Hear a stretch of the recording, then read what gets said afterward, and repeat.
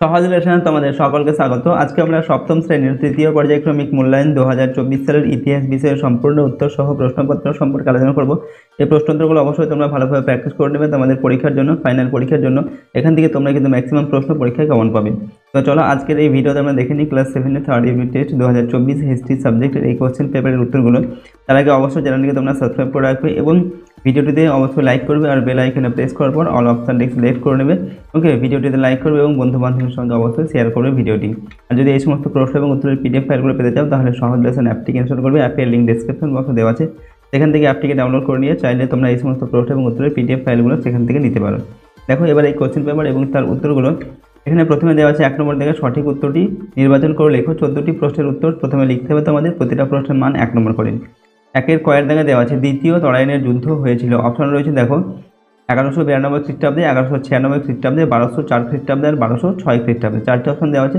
তো দ্বিতীয় তরাইনের যুদ্ধ হয়েছিল 1192 খ্রিস্টাব্দে। ওকে, নেক্সট হচ্ছে ক্ষয়ের দাগে প্রশ্ন। পাল সেন যুগে রাজারা কৃষকদের কাছ থেকে কর নিতেন 1/3, 1/4, 1/5 না 1/6। তো পাল সেন যুগে রাজারা কৃষকদের কাছ থেকে কর নিতেন 1/6। পরের প্রশ্ন গয়ের দাগে গীত গোবিন্দম কাব্য রচনা করেন শ্রীধর দাস, জয়দেব, ধৈ না শরণ। ওকে, তো গীত গোবিন্দম এই কাব্যকে রচনা করেন, উত্তর হবে জয়দেব। এরপর হচ্ছে ঘয়ের দাগে দক্ষিণ ভারতের সুলতানি সাম্রাজ্যের বিস্তার ঘটান ইলতুৎমিশ, রাজিয়া, আলাউদ্দিন খলজি না মোহাম্মদ বিন তুগলক। তো দক্ষিণ ভারতের সুলতানি সাম্রাজ্যের বিস্তার ঘটান আলাউদ্দিন খলজি। নেক্সট হচ্ছে উমর দাগের প্রশ্ন। জৌনপুর রাজ্যটি দিল্লি সুলতানের অন্তর্ভুক্ত হয় কোন রাজার শাসনকালে? এখানে অপশন রয়েছে বহরলাল লোদির, সিকান্দার লোদির, ফিরোজ শাহ তুগলকের না জালালউদ্দিন খলজির। তো সঠিক উত্তর হবে অপশন অ, বহরলাল লোদির। ওকে, নেক্সট দেখো 6 দাগের প্রশ্ন। আলাউদ্দিন হোসেন শাহর শাসনকাল বিখ্যাত তার ড্যাশ এর জন্য? এখানে অপশন রয়েছে সাম্রাজ্য প্রসার, উদার নীতি, শিল্প সাহিত্যের উন্নতি না ভদ্র স্বভাব। তো উত্তর লিপি এখানে উদার নীতির জন্য। ওকে, এরপর হচ্ছে 6 দাগে রানা প্রতাপের ছেলে অমর সিংহ উঁচু মনসব পেয়েছিলেন জাহাঙ্গীরের আমলে, শাহজাহানের আমলে, হুমায়ুনের আমলে না আকবরের আমলে? এখানে সঠিক উত্তর লিখবে অপশন অ, জাহাঙ্গীরের আমলে। নেক্সট হচ্ছে বড়িয় দাগে মনসব বলতে বোঝানো হয় জমিদারি, ওয়াতান, গাজী না মোগল প্রশাসনিক পদ। তো মনসব এই কথার অর্থ হচ্ছে বা এটা বলতে বোঝায় মোগল প্রশাসনিক পদ। ঝয়ের দাগে হচ্ছে মীরাবাইয়ের সাধিকা জীবনের অনেকটা সময় কেটেছিল বৃন্দাবনে, মথুরায়, দ্বারকায় না দেওঘরে? সঠিক উত্তর হচ্ছে দ্বারকায়। নেক্সট হচ্ছে এঙ্গল দাগে প্রশ্ন। মোগল স্থাপত্য শিল্পের শ্রেষ্ঠ উদাহরণ লালকেল্লা, জামা মসজিদ, মতি মসজিদ না তাজমহল? তো মোগল স্থাপত্য শিল্পের শ্রেষ্ঠ উদাহরণ হচ্ছে তাজমহল। নেক্সট প্রশ্ন 6 দাগে সিরিন কলম ছদ্মনাম ব্যবহার করেন মীর সৈয়দ আলী, খোয়াজা আব্দুস দশবন্ত না বসওয়ান? সঠিক উত্তর হবে খোয়াজা আব্দুস। নেক্সট হচ্ছে 6 দাগে শ্রীকৃষ্ণ বিজয় কাব্যের অনুবাদ করেন কাশিরাম দাস, কৃত্তিবাস ওঝা, বড়ুচণ্ডী দাস না মালাধর বসু? তো শ্রীকৃষ্ণ বিজয় কাব্যের অনুবাদ করেন মালাধর বসু। এরপর হচ্ছে তেগ বাহাদুর ছিলেন শিখদের চতুর্থ গুরু, সপ্তম গুরু, নবম গুরু না দশম গুরু? তো তেগ বাহাদুর ছিলেন শিখদের নবম গুরু। নেক্সট প্রশ্ন দেখো ঢয়ের দাগে অনেকগুলি গ্রাম নিয়ে হয় একটা জেলা, পৌরসভা, জেলা পরিষদ না ব্লক? তো অনেকগুলি গ্রাম নিয়ে গঠিত হয় একটি ব্লক। ওকে, এরপরের প্রশ্ন 2 নম্বর দাগে নির্দেশ অনুযায়ী নিচের প্রশ্নগুলির উত্তর। এখানেও 14টি প্রশ্নের উত্তর লিখতে হবে, প্রতিটা প্রশ্নের মান 1 নম্বর করে। প্রথমে রয়েছে একটি বাক্যের উত্তর লেখো, যে কোনো 5টা লিখতে হবে, প্রশ্নের মান 1 নম্বর করে। ক নম্বর দাগে রয়েছে পঞ্চায়েত ব্যবস্থায় কত বছর অন্তর জনগণ প্রতিনিধি নির্বাচন করেন? এখানে উত্তর লিখবে পঞ্চায়েত ব্যবস্থায় 5 বছর অন্তর জনগণ প্রতিনিধি নির্বাচন করেন। ছয়ের দাগে কার নেতৃত্বে মারাঠাদের উত্থান হয়? উত্তর হচ্ছে শিবাজীর নেতৃত্বে মারাঠাদের উত্থান হয়। এরপর গয়ের দাগে যৌনপুরী রাগ কে তৈরি করেন? উত্তর লিখবে যৌনপুরী রাগ হোসেন শাহ সরকি তৈরি করেন। এরপর ঘয়ের দাগে ভক্তিবাদ কি? উত্তর হচ্ছে ভক্তিবাদ হলো ভগবানের প্রতি ভক্তের ভালোবাসা। নেক্সট উমর দাগে হুমায়ুনকে এক সময় ভারত ছেড়ে চলে যেতে হয়েছিল কেন? তো শের শাহের কাছে পরাজিত হয়ে হুমায়ুনকে এক সময় ভারত ছেড়ে চলে যেতে হয়েছিল। এরপর 4 দাগে সার্বভৌম শাসক বলতে কি বোঝায়? উত্তর লিখবে সর্বভূমির উপর যার আধিপত্য তাকে সার্বভৌম শাসক বলে। 6 দাগে বলবন সিজদা ও পাইবাস প্রথা কেন চালু করেন? উত্তর হচ্ছে বলবান সিজদা ও পাইবাস প্রথা চালু করেন তিনি সার্বভৌম ক্ষমতার প্রতীক সেটা বোঝানোর জন্য। নেক্সট হচ্ছে সত্য অথবা মিথ্যা নির্ণয় করতে হবে, যে কোনো 4টি প্রশ্নের মান 1 নম্বর করে দেওয়া আছে। বড়িগজ দাগে পাল শাসকদের আমলে নালন্দা বৌদ্ধ বিহার তৈরি হয়েছিল, এটা সত্য না মিথ্যা? উত্তর হবে সত্য। নেক্সট হচ্ছে ঝয়ের দাগে ইকতার দায়িত্বে থাকতেন 5 জন সামরিক নেতা, এটা লিখবে মিথ্যা। এরপর ঈসা খান ছিলেন একজন উল্লেখযোগ্য 12 ভূঁইয়া, এটা হবে সত্য। নেক্সট হচ্ছে টয়ের দাগে শের শাহের সমাধি সৌধটি সাসারামে অবস্থিত, এটাও হবে সত্য। ছয়ের দাগে যেসব সৈনিক মারাঠা রাজ্যে স্থায়ীভাবে চাকরি করত তাদের বলা হতো নিরাপত্তা রক্ষী, এটা মিথ্যা হবে। ডয়ের দাগে সব দেশেরই লিখিত সংবিধান আছে, এটা হবে সত্য। এরপরে প্রশ্ন হচ্ছে বাম স্তম্ভের সঙ্গে ডান স্তম্ভ মেলাও 1 × 5 = 5। বাম স্তম্ভে রয়েছে পুরন্দরের সন্ধি, ফুতুহ উস লাতিন, এরপর রয়েছে ভরতনাট্যম, রাঠোর যুদ্ধ, পানিপথের প্রথম যুদ্ধ। আর ডান দিকে দেওয়া আছে দেখো ধ্রুপদীর নৃত্য 1679 খ্রিস্টাব্দ, 1665 খ্রিস্টাব্দ, 1526 খ্রিস্টাব্দ, আর হচ্ছে ইসামি। এগুলোকে আমাদের মিলিয়ে লিখতে হবে। প্রথমে রয়েছে পুরন্দরের সন্ধি, এটা হয়েছিল 1665 খ্রিস্টাব্দে। এরপর ফুতুহ উস সালাতিন, এটা হবে ইসামি। ভরতনাট্যম, এটা হচ্ছে ধ্রুপদী নৃত্য, ওকে। এরপর দেখো রাঠোর যুদ্ধ হয়েছিল 1679 খ্রিস্টাব্দ। নেক্সট হচ্ছে পানিপথের প্রথম যুদ্ধ, এটা হয়েছিল 1526 খ্রিস্টাব্দে। এরপর প্রশ্ন রয়েছে 3 নম্বর দাগে নিচের প্রশ্নগুলির উত্তর দাও। এখানে প্রশ্নের মান হচ্ছে 2 নম্বর করে এবং 6টি প্রশ্নের উত্তর লিখতে হবে, 6 2 12 নম্বর। নাম্বার 1-এ দেওয়া আছে জিজিয়া কর ও তুরস্ক দণ্ড কি? তো উত্তর লিখবে জিজিয়া কর ও তুরস্ক দণ্ড হচ্ছে কি না অমুসলমান প্রজাদের কাছ থেকে মুসলমান শাসকরা যে কর আদায় করতেন তাকে বলা হতো জিজিয়া কর। আর জিজিয়া করের মতো এক ধরনের কর কোনো হিন্দু রাজারাও চালু করেছিলেন। এই কর তারা চাপাতেন তাদের মুসলমান প্রজাদের উপর, এই করকে বলা হতো তুরস্ক দণ্ড। এর সঙ্গে অথবা দিয়ে দেওয়া আছে ইবন বতুতা কে ছিলেন? উত্তর লিখবে এখানে ইবন বতুতা ছিলেন উত্তর আফ্রিকার মরক্কো দেশের তানজিয়ার শহরের অধিবাসী। ইবন বতুতার লেখা অল রিহলা বই থেকে মোহাম্মদ বিন তুগলকের যুগ সম্পর্কে প্রচুর নির্ভরযোগ্য তথ্য পাওয়া যায়। ঠিক আছে, নেক্সট প্রশ্ন দেখো 2 নম্বর দাগে সিজদা ও পাইবাস কি? এখানে উত্তর লিখবে সিজদা ও পাইবাস হচ্ছে কি না সিজদা ও পাইবাস হলো দুটি পারসিক প্রথা। সিজদার অর্থ হলো সুলতানকে সাষ্টাঙ্গ প্রণাম করা, আর সুলতানের পদযুগল চুম্বন করাকে বলা হতো পাইবাস। এগুলি ছিল সুলতানের সার্বভৌম ক্ষমতার প্রতীক। নেক্সট এর সঙ্গে অথবা দিয়ে বলা হচ্ছে খালসা বাহিনী কে এবং কেন গড়ে তোলেন? তো এখানে উত্তর লিখবে দশম শিখ গুরু গোবিন্দ সিংহ 1699 খ্রিস্টাব্দে খালসা নামে একটি সংগঠন তৈরি করেন। খালসার কাজ ছিল শিখদের নিরাপদে রাখা, সামরিক প্রশিক্ষণ দেওয়া ছিল শিখদের দৈনন্দিন জীবনের অঙ্গ। তিনি তাদের 5টি জিনিস সবসময় নিজের কাছে রাখতে বলতেন। এই 5টি জিনিসের নামই ক অক্ষর দিয়ে শুরু। এগুলি হলো কেস মানে হচ্ছে চুল, কঙ্ঘা মানে চিরুনি, কচ্ছা মানে হচ্ছে বস্ত্র, কৃপান মানে হচ্ছে তরোয়াল, ওকে, এবং কড়া মানে হচ্ছে হাতের বালা, এগুলো রাখতে বলতেন। তাছাড়া খালসাপন্থী শিখরা সিংহ পদবী ব্যবহার করা শুরু করে। এইভাবে গুরু গোবিন্দ সিংহের নেতৃত্বে শিখরা সংঘবদ্ধ হয়ে ওঠে। নেক্সট প্রশ্ন 3 নম্বর দাগে সার্বভৌম শাসক বলতে কি বোঝো? উত্তর লিখবে সার্বভৌম শাসক কিনা সার্বভৌম শাসক বলতে বোঝায় সর্বভূমির উপর যার অধিকার, অর্থাৎ যার আধিপত্য একটি বিরাট অঞ্চলের উপর থাকে এবং যিনি সেখানে নিজের ক্ষমতায় শাসন করেন তাকে সার্বভৌম শাসক বলে। এর সঙ্গে অথবা দিয়ে বলা হচ্ছে গণতন্ত্র বলতে কি বোঝো? উত্তর হচ্ছে নিজেরা নিজেদের মধ্যে থেকে শাসক বেছে নেওয়ার পদ্ধতিকে বলে গণতন্ত্র। তন্ত্র মানে হচ্ছে ব্যবস্থা, জনগণ নিজেরাই দেশের ব্যবস্থা ঠিক করেন বলে এটি গণতন্ত্র। এরপর 4 নম্বর থেকে পাল ও সেন যুগে বাংলায় কি কি ফসল উৎপন্ন হতো? উত্তর লিখবে পাল ও সেন যুগে ধান, সর্ষে, পাট, আখ, নীল ও তুলা প্রধান কৃষিজাত শস্য ছিল। এছাড়া নানা রকমের ফল যেমন আম, কাঁঠাল, কলা, ডালিম, খেজুর, নারকেল ইত্যাদি ও ফুলের রীতিমতো চাষ হতো। এছাড়া পান, সুপারি, এলাচ, মহুয়া ইত্যাদিও প্রচুর পরিমাণে উৎপন্ন হতো।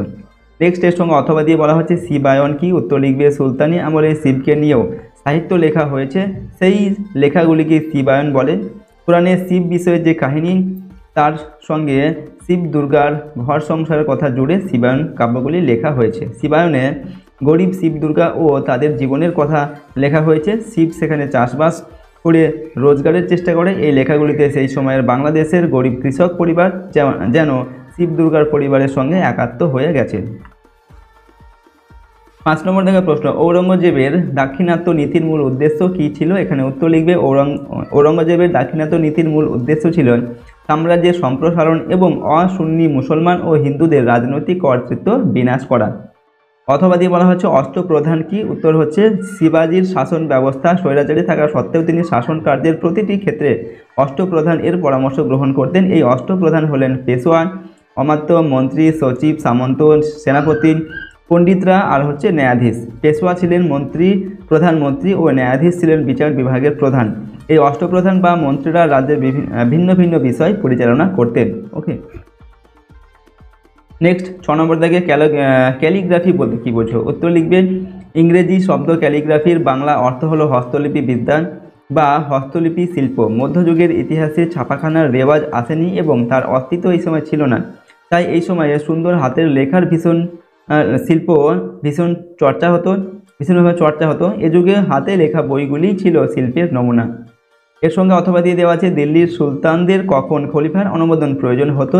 উত্তর লিখবে একজন খলিফার পক্ষে সমগ্র ইসলামীয় জগৎকে শাসন করা খুব অসুবিধা ছিল, তাই খলিফার অনুমোদন নিয়ে বিভিন্ন জায়গায় শাসন করতেন বিভিন্ন ব্যক্তি।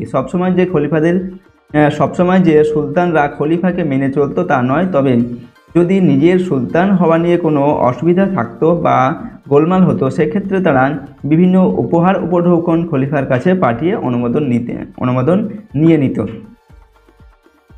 পরের প্রশ্ন দেখো 4 নম্বর থেকে নিচের প্রশ্নগুলির উত্তর দাও। এখানে প্রশ্নের মান হচ্ছে 3 নম্বর করে এবং 5টি প্রশ্নের উত্তর এখান থেকে লিখতে হবে। 3 5 15 নম্বর দেওয়া আছে।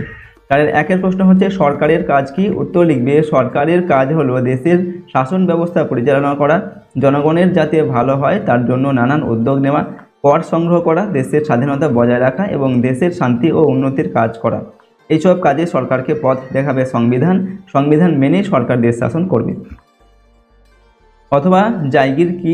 ওকে, তো এখানে উত্তর লিখবে মনসবদারদের অনেক সময় নগদে বেতন না দিয়ে রাজস্বের বরাত দেওয়া হতো। রাজস্বের এই বরাতকে বলা হতো জায়গির।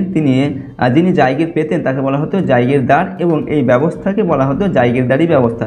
জায়গিরের অর্থ জমি নয়, একটি নির্দিষ্ট অঞ্চলের চাষ জমি, বন্দর এলাকা, বাজার ইত্যাদির রাজস্ব আদায়ের বরাত হলো জায়গির। পরের প্রশ্ন ক্ষয়ের দাগে কবির সম্পর্কে যা জানো লেখো। এখানে উত্তর লিখবে কবির ছিলেন খ্রিস্টীয় পঞ্চদশ ষোড়শ শতকের একজন বিখ্যাত ভক্তি সাধক। বারাণসীতে এক মুসলিম জোহালা বা তাঁতি পরিবারে পালিত হন কবির। অনেকে মনে করেন যে কবির ছিলেন রামানন্দের একজন শিষ্য, তার কাছে সব ধর্মই সমান ছিল, তাই কবিরের মতে রাম, রহিম, আল্লাহ, সাই, সাহেব এইসবই ছিল এক ঈশ্বরের বিভিন্ন নাম। তখনকার সামাজিক জীবনে কবিরের ভাবনার গুরুত্ব ছিল অপরিসীম। তার গান ও দোহা শুনলে বোঝা যায় তিনি ধর্মের লোক দেখানো আচারের বিরোধী ছিলেন। 1518 খ্রিস্টাব্দে কবিরের জীবনাবসান হয়। পরের প্রশ্ন দেখো, এর সঙ্গে অথবা দিয়ে রয়েছে বৈষ্ণব ভক্তি আন্দোলনের ফলাফল কি হয়েছিল? উত্তর লিখবে খ্রিস্টীয় ষোড়শ শতকে বাংলায় শ্রী চৈতন্য যে ভক্তি আন্দোলন প্রচার করেন তার ফলে বাংলায় বৈষ্ণব ভক্তির জনপ্রিয়তা বৃদ্ধি পায়। শ্রী চৈতন্য বাংলায় পূর্বের বৈষ্ণব ধর্মের ঐতিহ্য ও ভক্তিবাদের ভাবনাকে একাকার করে দেন। জাতি, ধর্ম, বর্ণ এই ভেদাভেদের বিরুদ্ধে বৈষ্ণব ভক্তি একটি আন্দোলন রূপে ছড়িয়ে পড়ে। শ্রী চৈতন্যের জীবন ও বৈষ্ণব ভক্তিবাদ নিয়ে অনেক সাহিত্য এই সময়ে রচিত হয়। শ্রী চৈতন্যের জীবন ও কাজ নিয়ে অনেক বৈষ্ণব কবি কাব্য রচনা করেন। এগুলিকে চৈতন্যের জীবনী কাব্য বলা হয়। পরের প্রশ্ন হচ্ছে গয়ের দাগে টিকা লেখো দহশালা ব্যবস্থা। তো এখানে দেখো আমরা উত্তর লিখছি 1850 খ্রিস্টাব্দে আকবর দহশালা ব্যবস্থা চালু করেন। আকবর বুঝেছিলেন রাজধানীর শস্যের মূল্যের সঙ্গে অন্য জায়গার শস্যের মূল্য মিলছে না। রাজধানীর শস্য মূল্য ছিল বেশি, সেই হিসাবে চললে কৃষকদের আরও বেশি রাজস্ব দিতে হবে। তাই আকবর প্রত্যেক বছরের এবং প্রতিটি এলাকার আলাদা হিসাব চালু করেন। আগের 10 বছরের তথ্যের ভিত্তিতে চালু এই ব্যবস্থাকে বলে দহশালা বন্দোবস্ত। এই রাজস্ব ব্যবস্থা চালু করতে আকবরকে সাহায্য করেন তার রাজস্ব মন্ত্রী টোডারমল, তাই এই ব্যবস্থার নাম হয় টোডারমল বন্দোবস্ত। ঠিক আছে, তো দহশালা বাদ দিয়ে যদি বলা হয় তোমাদের যে টোডারমল বন্দোবস্ত বলতে কী বোঝো, সেক্ষেত্রে তোমরা কিন্তু এই উত্তরটাই লিখবে।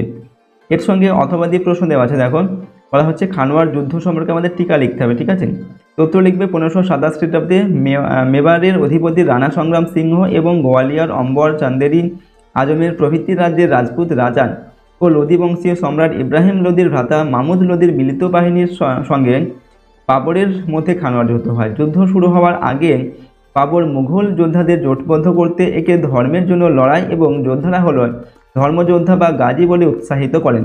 এই যুদ্ধে রাজপুত জাতির পরাজয়ের ফলে মুঘল শক্তির সম্প্রসারণ ঘটে এবং ভারতের রাজপুত আধিপত্যের আশা চিরতরে অবলুপ্ত হয়ে যায়। পরের প্রশ্ন, ঘয়ের দাগে ইলতুৎমিশ কিভাবে দিল্লির সুলতানিতে নিজের অধিকার বজায় রেখেছিলেন? এখানে উত্তর লিখবে ইলতুৎমিশ দিল্লির সুলতানের প্রকৃত প্রতিষ্ঠাতা ছিলেন। কুতুবউদ্দিন আইবক দিল্লির সুলতানের প্রতিষ্ঠা করলে তাকে দৃঢ় ভিত্তির উপর স্থাপন করতে পারেননি। তার জামাতা ইলতুৎমিশ যখন সুলতান হলেন তখন দিল্লিতে নানা ধরনের গোলযোগ দেখা দিয়েছিল, যেমন 1 নম্বর হচ্ছে আমির উমরাহদের ষড়যন্ত্র, উচ্চাকাঙ্ক্ষী নাসিরউদ্দিন কোবাচাই, তাজউদ্দিন এলদুজ প্রমুখ ক্ষমতা দখলের জন্য লালায়িত ছিলেন। 2 নম্বর হচ্ছে রাজপুত রাজাদের ষড়যন্ত্র, ভারতের রাজপুত রাজারা দিল্লি ও লাহোর দখলে বদ্ধপরিকর ছিলেন। 3 নম্বর চেঙ্গিস খানের আক্রমণ, মঙ্গল নেতা চেঙ্গিস খান ভারত আক্রমণের জন্য এগিয়ে আসেন। 4 নম্বর হচ্ছে খলিফার অনুমোদন, ইলতুৎমিশ উপরোক্ত সমস্যাগুলোর সমাধান করে দিল্লির সুলতানিতে নিজের অধিকার বজায় রাখতে পেরেছিলেন, এমনকি খলিফার কাছ থেকে অনুমোদনও লাভ করেছিলেন। তাই তাকে দিল্লির সুলতানের প্রকৃত প্রতিষ্ঠাতা বলা হয়ে থাকে। ঠিক আছে, অথবা যদি তোমাদের এই প্রশ্নটিকে বলা হয় এইভাবে যে ইলতুৎমিশকে কেন দিল্লির সুলতানের প্রকৃত প্রতিষ্ঠাতা বলা হয়, সেক্ষেত্রে তোমরা কিন্তু এই উত্তরটাই লিখবে। তো এর সঙ্গে দেখো অথবা দিয়ে বলা হচ্ছে মোহাম্মদ বিন তুগলক দেবগিরিতে দ্বিতীয় রাজধানী তৈরি করেন কেন, এর ফল কী হয়েছিল? উত্তর লিখবে মোহাম্মদ বিন তুগলক দেবগিরিতে দ্বিতীয় রাজধানী তৈরি করার পিছনে হবে অনেকগুলি কারণ ছিল। তার মধ্যে 1 নম্বর কারণ হচ্ছে বৈদেশিক আক্রমণের প্রতিরোধ। ভারতের উত্তর পশ্চিম সীমান্ত দিয়ে বৈদেশিক আক্রমণের হাত থেকে দিল্লিকে রক্ষা করার জন্য রাজধানী স্থানান্তরিত করেন। 2 নম্বর কারণ দেবগিরি মধ্যবর্তী স্থানে অবস্থিত, দেবগিরি সুলতানের বিশাল সাম্রাজ্যের মধ্যবর্তী স্থানে অবস্থিত হওয়ায় এখানে রাজধানী তৈরি করেন। 3 নম্বর হচ্ছে জলবায়ু, দেবগিরির স্বাস্থ্যকর জলবায়ু সুলতানকে আকৃষ্ট করেছিল। 4 নম্বর হচ্ছে রাজ্য শাসনের সুবিধা, দেবগিরি থেকে রাজ্য শাসন করা সুবিধাজনক ছিল, তাই সুলতান রাজধানী দেবগিরিতে স্থানান্তর করেন। তো এগুলো হচ্ছে মোহাম্মদ বিন তুগলক দেবগিরিতে রাজধানী কেন স্থানান্তরিত করেছিলেন। নেক্সট প্রশ্ন দেখো, উঙ্গর দাগে টিকা লিখতে বলা হচ্ছে বিক্রমশিলা মহাবিহার সম্পর্কে। ঠিক আছে, তো পাল রাজা ধর্মপাল খ্রিস্টীয় 8ম শতকে মগধের উত্তরভাগে ভগলপুর শহরের কাছে বিক্রমশীল মহাবিহার প্রতিষ্ঠা করেন। পরবর্তী 500 বছর এটি টিকেছিল। এখানে বৌদ্ধ ধর্মচর্চা ও শিক্ষার জন্য 100-র বেশি আচার্য ছিলেন। এখানে ব্যাকরণ, তর্কশাস্ত্র, দর্শন প্রভৃতি বিষয়ে পড়ানো হতো। 3000 ছাত্রের পড়া এবং বিনা খরচায় তাদের শিক্ষার ব্যবস্থা এখানে ছিল। শিক্ষা শেষে তাদের উপাধি প্রদান করা হতো। বিক্রমশীল ছিল বজ্রযান বৌদ্ধ মত চর্চার বড় কেন্দ্র। এখানে বহু মূল্যবান পাণ্ডুলিপি ছিল। দীপঙ্কর শ্রীজ্ঞান অতীশ ছিলেন এই মহাবিহারের একজন মহাচার্য। 13শ শতকে তুর্কি অভিযানকারীরা এই মহাবিহারকে ধ্বংস করে। ঠিক আছে, এর সঙ্গে অথবা দিয়ে প্রশ্ন দেওয়া আছে চর্যাপদ। তো চর্যাপদ সম্পর্কে আমাদের টিকা লিখতে হবে বা চর্যাপদ সম্পর্কে লিখতে হবে। তো চর্যাপদ হলো খ্রিস্টীয় 8ম থেকে দ্বাদশ শতকে লেখা বৌদ্ধ সিদ্ধাচার্যদের কবিতা ও গানের সংকলন। চর্যাপদের মধ্যে পাল যুগে বাংলার সাধারণ মানুষের জীবনযাত্রার ছবি ফুটে ওঠে, তাই চর্যাপদ পাল আমলে বাংলার সামাজিক ইতিহাসের উপাদান হিসেবে বিবেচিত হয়। নেক্সট প্রশ্ন 5 নম্বর থেকে নিচের প্রশ্নগুলোর উত্তর দাও। এখানে প্রশ্নের মান 5 নম্বর করে এবং 3টি প্রশ্নের উত্তর লিখতে হবে। 3, 5, 15 নম্বর দেওয়া আছে। কয়েক জায়গায় বলা হচ্ছে আলাউদ্দিন খলজির বাজার দর নিয়ন্ত্রণ ব্যবস্থা সম্পর্কে আলোচনা করো। এখানে উত্তর লিখবে আলাউদ্দিন খলজি ছিলেন সুলতানি যুগের প্রথম সুলতান, যিনি দ্রব্যমূল্য নিয়ন্ত্রণ নীতি চালু করেন। এজন্য তিনি বেশ কয়েকটি পদক্ষেপ গ্রহণ করেন। 1 নম্বর হচ্ছে বাজার নিয়ন্ত্রণ। তিনি 3 ধরনের বাজার নির্মাণ করেন, যেমন হচ্ছে শস্য বাজার বা মান্ডি, দাস ঘোড়া ও পশু বাজার এবং পোশাক ও অন্যান্য দ্রব্য সামগ্রিক বাজার, যেটাকে বলা হয় সেরা-ই আদল। আর 2 নম্বর হচ্ছে কর্মচারী নিয়োগ। বাজার দর নিয়ন্ত্রণ করার জন্য তিনি সাহান-ই মান্ডি ও দেওয়ান-ই রিয়াসাত নামে 2 শ্রেণীর কর্মচারী নিয়োগ করেন। এরা দ্রব্যমূল্য এবং দ্রব্যের ওজন ও গুণাগুণ বিচার করতেন। ব্যবসায়ীগণ দুর্নীতির আশ্রয় নিলে কঠোর শাস্তির ব্যবস্থা ছিল। ব্যবসায়ীগণ দিল্লির শস্য ভাণ্ডারে খাদ্যশস্য সরবরাহ করতে দায়বদ্ধ থাকত। ব্যবসায়ীগণ সাহানায় তাদের নাম নথিভুক্ত করতে বাধ্য থাকতো। ঠিক আছে, তো এইভাবে আমরা প্রশ্নের উত্তরটিকে লিখলাম। এর সঙ্গে আরেকটি প্রশ্ন দেওয়া আছে অথবা দিয়ে, ওখানে বলা হচ্ছে কি না কৃষ্ণদেব রায়ের রাজত্বকাল বর্ণনা করো। তো বিজয়নগর রাজ্যের তুলুভ বংশের বিখ্যাত শাসক ছিলেন কৃষ্ণদেব রায়। তার রাজত্বকালেই বিজয়নগর রাজ্যের গৌরব বৃদ্ধি পায়। অভ্যন্তরীণ ও বৈদেশিক বাণিজ্যের প্রসার ছাড়াও শিল্প, সাহিত্য, সঙ্গীত ও দর্শনশাস্ত্রের উন্নতি তার সময়ে লক্ষ্য করা যায়। কৃষ্ণদেব রায় নিজেও তেলুগু ভাষায় আমুক্ত মাল্যদ গ্রন্থ রচনা করেন। পর্তুগিজ পর্যটক পেজ রাজা কৃষ্ণদেব রায়ের সময় বিজয়নগর রাজ্যে আসেন এবং তিনি রাজার খুব প্রশংসা করেন। নেক্সট প্রশ্ন, ক্ষয়ের দাগে দাক্ষিণাত্য অভিযানের ক্ষত মোগল শাসনের উপর কি প্রভাব ফেলেছিল? এখানে উত্তর লিখবে ঔরঙ্গজেব ভেবেছিলেন দাক্ষিণাত্য রাজ্যগুলিকে জয় করতে পারলে সেখান থেকে অনেক বেশি রাজস্ব আদায় করা যাবে। এই উদ্দেশ্য মাথায় নিয়ে তিনি দাক্ষিণাত্য রওনা হন এবং জীবনের শেষ 26 বছর সেখানেই অতিবাহিত করেন। কিন্তু ঔরঙ্গজেবের দাক্ষিণাত্য নীতির কোনো উদ্দেশ্যই সফল হয়নি এবং তা মুঘল শাসনের উপর ক্ষতরূপে বর্ষিত হয়। কেননা বিজাপুর ও গোলকুন্ডার রাজ্য দুটি ধ্বংস করে তিনি মারাঠাদের উত্থানকে সহজ করে দেন। দাক্ষিণাত্যের বিরামহীন যুদ্ধ মুঘল রাজকে শূন্য করে দেয়। এমনকি সম্রাটের দীর্ঘকাল দাক্ষিণাত্যে অবস্থানের ফলে আমির ও মারহারা বিদ্রোহ বিশৃঙ্খলা সৃষ্টি করে স্বাধীন হয়ে ওঠে। তাতে মুঘল সাম্রাজ্যের মর্যাদা ও শক্তি অনেকখানি খর্ব হয়। এই দাক্ষিণাত্য নীতি মুঘল সাম্রাজ্যের যে ক্ষতের সৃষ্টি করে তা ঔরঙ্গজেব ও তার উত্তরাধিকারী কেউ সারিয়ে তুলতে সক্ষম হননি। ঠিক আছে, নেক্সট প্রশ্ন হচ্ছে এর সঙ্গে অথবা দিয়ে বলা হচ্ছে আকবরের মনসবদারি ব্যবস্থা সম্পর্কে সংক্ষিপ্ত আলোচনা করো। তো এখানে তোমাদের দেখো দুটি করে প্রশ্ন দেওয়া যায়, একটি করে অথবা দিয়ে। পরীক্ষার খাতা তোমরা কিন্তু একটি প্রশ্ন লিখবে, এখানে আমরা দুটি করে প্রশ্নের উত্তর তোমাদের কিন্তু করে দিচ্ছি। ওকে, তো মনসবদারি ব্যবস্থা সম্পর্কে আমাদের লিখতে হবে। মনসবদারি প্রথা কি না, আকবরের শাসন ব্যবস্থায় প্রশাসনিক পদগুলিকে বলা হতো মনসব, আর পদাধিকারীদের বলা হতো মনসবদার। মনসবদারদের কর্তব্য ছিল বাদশাহের জন্য সৈন্য প্রস্তুত রাখা, সৈন্যদের দেখাশোনা করা এবং যুদ্ধের সময় সৈন্য যোগান দেওয়া। পদ অনুসারে মনসবদারদের বিভিন্ন স্তর ছিল। সবচেয়ে উপরের পদগুলি শুধুমাত্র রাজ পরিবারদের সদস্যদের জন্য রাখা হতো। উচ্চ পদস্থ মনসবদারদের বলা হতো আমির।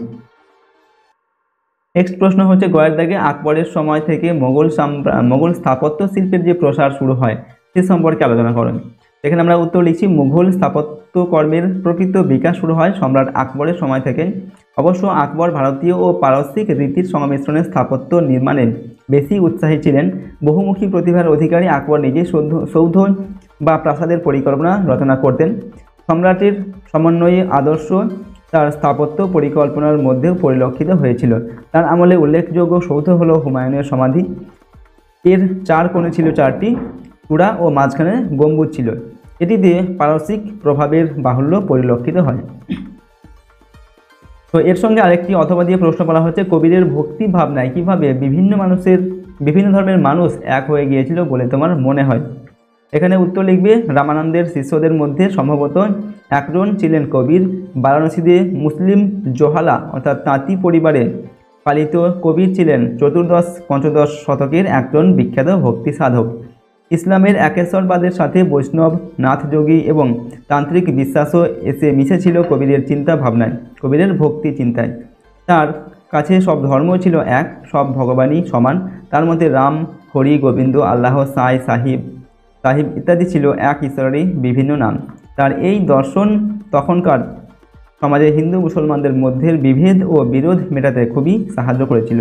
কবির বিশ্বাস করতেন যে মানুষ তার ভক্তি দিয়ে নিজের মনে ঈশ্বরকে খুঁজে পাবে, তার জন্য মন্দির বা মসজিদে যাওয়ার কোনো প্রয়োজন নেই।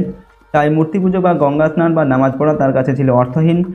তখনকার সামাজিক জীবনে কবিরের ভাবনার গুরুত্ব ছিল অপরিসীম। তার রচিত দোহা এবং গান শুনলে বোঝা যাবে তিনি ধর্মের লোক দেখানো আচারের বিরোধী ছিলেন। ঠিক আছে, এইভাবে আমরা প্রশ্নের উত্তরটিকে লিখলাম।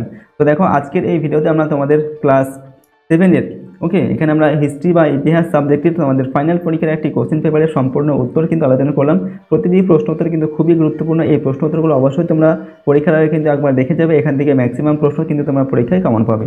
ঠিক আছে, আর যদি আমাদের এই চ্যানেলে তোমরা নতুন হয়ে থাকে চ্যানেলটিকে প্লিজ সাবস্ক্রাইব করে রাখবে, সাথে পাশের বেল আইকনে প্রেস করার পর অল অপশানটিকে সিলেক্ট করবে। ভিডিওটিতে অবশ্যই লাইক করবে, ভিডিওটি বন্ধু বান্ধবীর সঙ্গে শেয়ার করবে। আর যদি এই সমস্ত প্রশ্ন এবং উত্তরের PDF ফাইলগুলো পেতে চাও তাহলে সহজ লেসন অ্যাপটিকে ইনস্টল করবে। অ্যাপের লিঙ্ক ডিসক্রিপশন বক্সে দেওয়া আছে, সেখান থেকে অ্যাপটিকে ইনস্টল করে নিয়ে তোমরা চাইলে এই সমস্ত প্রশ্ন এবং উত্তরের PDF ফাইলগুলো নিতে পারো। তো আজকের এই ভিডিওটিকে আমরা এখানে শেষ করছি। সম্পূর্ণ ভিডিওটি দেখার জন্য অসংখ্য ধন্যবাদ।